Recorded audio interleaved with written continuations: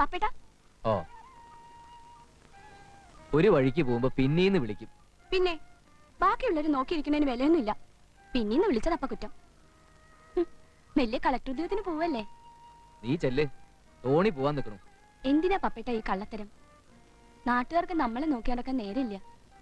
അല്ലെങ്കിൽ തന്നെ നമ്മളൊന്ന് മിണ്ടി പറഞ്ഞു വെച്ച് മറ്റുള്ളവർക്ക് എന്താ ചെയ്തം?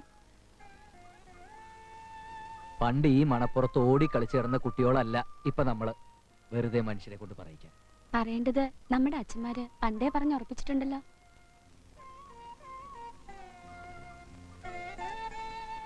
അച്ഛനും ഉണ്ട് പറയണു, കുറച്ചു ദിവസമായിട്ട് പപ്പേട്ടിനെ കണ്ടില്ലാന്ന്.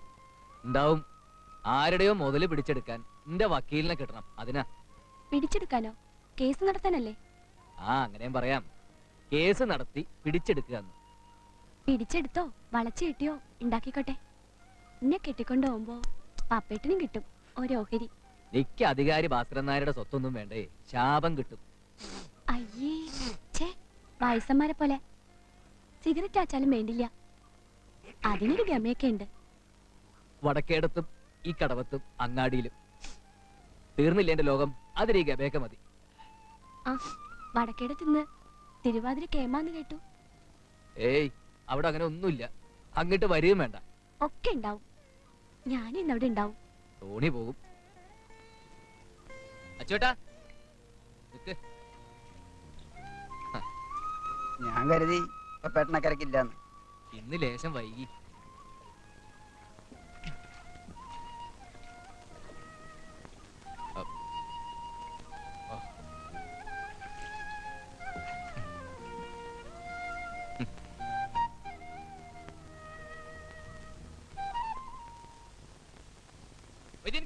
ആ, നായരുട്ടിയാ.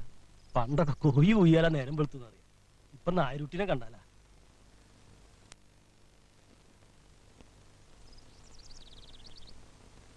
അങ്ങാടി നിലവാരത്തിൽ ഇന്ന് തേങ്ങയുടെ വില കാണിച്ചിട്ടില്ല. അതാ ഇങ്ങോട്ട് പോന്നെ. അതെയോ? വടക്കേടത്തെ പറമ്പില് അച്ഛന്റെ കാലത്താ ആ തൈത്തങ്ങൊക്കെ കായ്ച്ചു തുടങ്ങിയത്. അന്നു മുതല് അത് എടുക്കണതും വിൽക്കണതും ഞമ്മളാ. ഒരു കാലുറുപ്പ്യന്റെ വ്യത്യാസം അങ്ങോട്ടും ഇങ്ങോട്ടും ഉണ്ടായിട്ടുണ്ടോ? പിന്നെ നിങ്ങൾക്ക് എന്തിനീ ബേജാറ് നായരുട്ടിയെ? എനിക്ക് ലോഹിയൊക്കെ ലോഹ്യം, കണക്ക് കണക്കാ.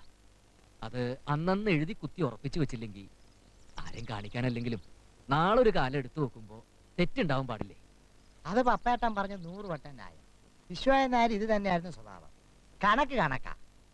എനിക്ക് പപ്പേട്ടനെ കാണുമ്പോ ചിലപ്പോ തോന്നും വിശ്വാനാരാ നടന്ന് വരണേന്ന്. നാരായണേട്ടാ, നിങ്ങളുടെ ഈ പപ്പേട്ടാന്നുള്ള വിളി എനിക്ക് അങ്ങനെ തീരെ പിടിക്കണില്ല കേട്ടോ. വിളിച്ചു പോവും. പപ്പേട്ടന് ചെറുപ്പത്തിലേ വയസ്സായി പോയതാ.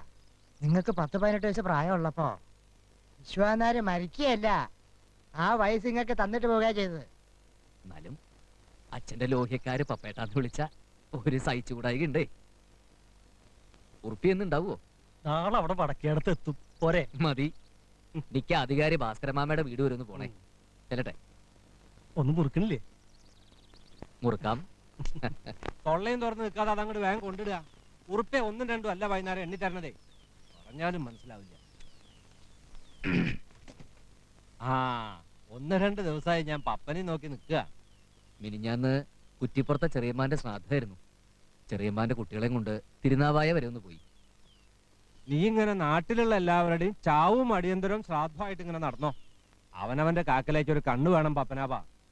വീണ എടുത്തിട്ട് മണ്ണിടാൻ ഇന്നത്തെ കാലത്ത് ആളുണ്ടാവും. നിന്റെ അച്ഛനും ഞാനുമായിട്ട് എന്ന് ഇമാതിരി കാര്യത്തിലായിരുന്നു അഭിപ്രായ വ്യത്യാസം. വടക്കേടത്തെ കുടുംബടുത്ത് തലേ വെക്കുമ്പോ അവൻ ബാക്കി വെച്ച് പോയ കഷ്ടപ്പാടല്ലേ നിനക്ക് അവകാശം കിട്ടിയത്?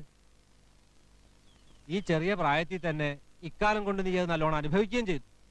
നിന്നെ വിളിപ്പിച്ചത് നിന്റെ ആ വക്കീല് കൃഷ്ണസ്വാമി ഞാനുമായിട്ട് നേർക്കു നേരെ അങ്ങോട്ട് അടുക്കണില്ല. നീ അയാളോട് പറഞ്ഞോ നമ്മുടെ കേസിന്റെ കാര്യം?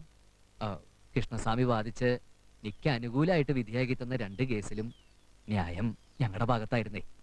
കേസിന്റെ ന്യായാന്യായം നോക്കി അദ്ദേഹം ന്യായോ അന്യായോ വാദിക്കണ വക്കീലിന്റെ നാവിന്റെ നീളം തന്നെയാ ഇപ്പറഞ്ഞ ന്യായത്തിന്റെ തൂക്കം. നീ അയാളോടൊന്ന് പറഞ്ഞ ഏർപ്പാടാക്കുക. ഇല്ലെങ്കിൽ സ്വത്ത് കുറച്ചങ്ങോട്ട് പോവും. എനിക്ക് നീ പറഞ്ഞ അയാൾ റെഡിയാ. പൂവ് ഞാൻ പറയാം.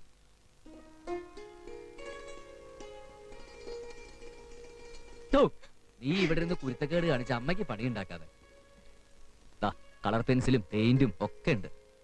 ഇതുകൊണ്ട് നല്ലോണം വരച്ചോളൂ കേട്ടോ. പെയിന്റ് എന്നല്ല, വാട്ടർ കളർ എന്നാ പറയാ. അതെങ്കിലും അത്. പപ്പേട്ടനുണ്ടോ ഇതൊക്കെ വല്ല വിവരവും?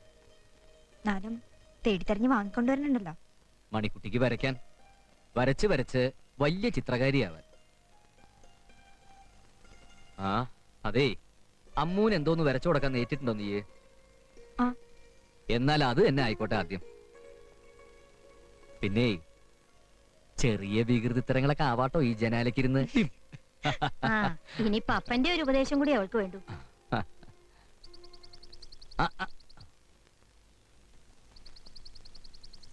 ആ വൈദ്യമന്ദിരത്തില് കുറച്ചുകൂടെ പോയി നിന്നാലോ പത്മിനിയെടുത്തേ? എത്ര ചികിത്സിച്ചു ഇപ്പോ? എന്തെങ്കിലും ഒരു മാറ്റം ഉണ്ടായോ? ഇതിന്റെ യോഗം ഈ ജനാലയ്ക്കിൽ ഇങ്ങനെ ഇരുന്ന് ഞാൻ അങ്ങോട്ട് ചെന്നില്ലെങ്കിലും ഈ ജനാല കൂടെ ഒക്കെ എൻ്റെ അടുത്തേക്ക് വരണുണ്ടല്ലോ. രാവും പകലും കാറ്റും മഴയും നിലാവും ഒക്കെ. മതി, എനിക്ക് അത്രയും മതി. പോരാ, നടക്കണം നീ. നടക്കണം എന്നല്ല, ഓടിച്ചാടി നടക്കണം. എന്തേ? ഇക്കണ്ട മനുഷ്യന്മാരെയൊക്കെ രണ്ടു കാലിൽ നടത്തണം ദൈവം തമ്പുരാന്. പ്രത്യേകിച്ച് ചെലവൊന്നുമില്ലല്ലോ എന്നെ കൂടെ നടത്താൻ. വേണമെങ്കിൽ നടത്തിക്കോട്ടെ.